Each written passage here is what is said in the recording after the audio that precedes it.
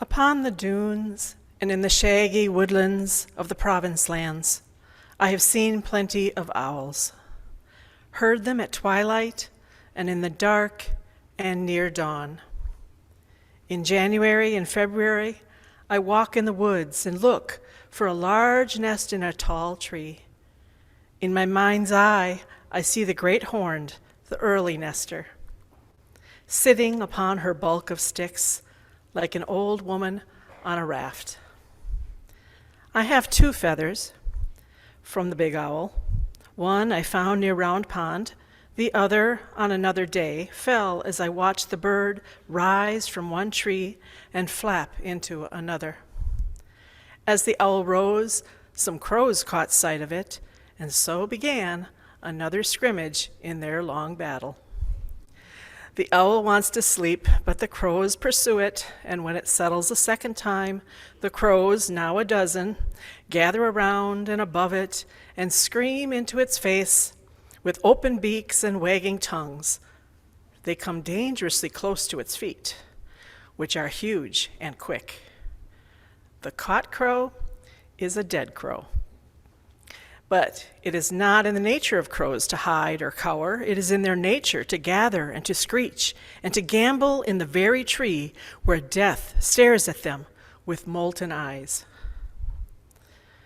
What fun to aggravate the old bomber. What joy to swipe at the tawny feathers, even as the bird puffs and hulks and hisses. But finally the owl rises from the trees all together and climbs and floats away over 2 or 3 hills, and the crows go off to some other merriment. And I walk on, over the shoulder of summer and down across the red-dappled fall. And when it's late winter again, out through the far woodlands of the province lands, maybe another few hundred miles, looking for the owl's nest. Yes, of course. And looking at everything else along the way. Like Mary Oliver was, I too am a wildlife watcher. Those of you who know me know that birds are my thing. And so it's no surprise that I would find a Mary Oliver essay on owls to share with you. Just like Mary Oliver and the woods near her childhood home, as an adult, I've been fortunate enough to have had my house built right up to some woods, so I too could watch and pay attention to the wild. The woods call me with a flock of turkeys that causes me to marvel each time I get to witness them rise to the treetops at dusk and fall to the woodland floor after sunrise. Like the Buddhist bell, it calls me to pay attention to the present at what is happening now. Mary Oliver's reference to the female owl as she sits atop her raft of sticks reminds me that just last winter I was able to watch a pair of great horned owls nest outside my great room window in an abandoned hawk's nest. But let me go back to before they were nesting in February, to the fall and early winter at this time of year, last December. Because before they were nesting, they were courting all fall. Starting in September, I began to hear them hooting back and forth to one another.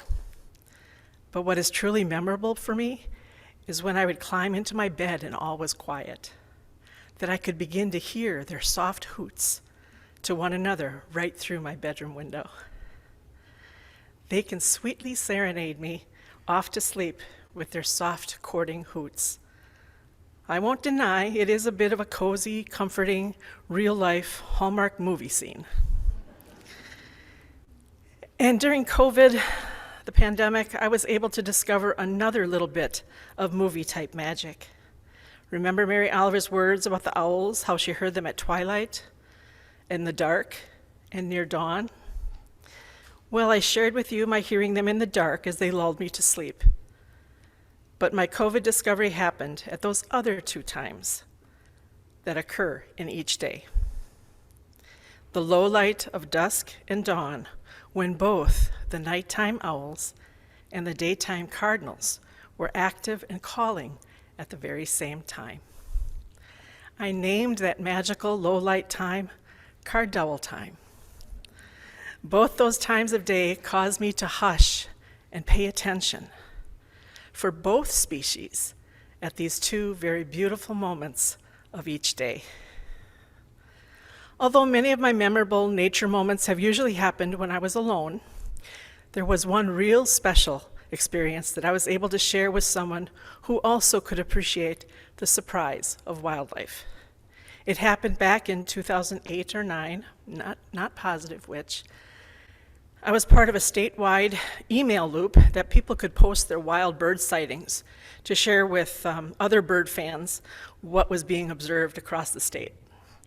At that time, snowy owls were being spotted, and one such owl was being seen in fairly close proximity to me, so I decided to try and find it.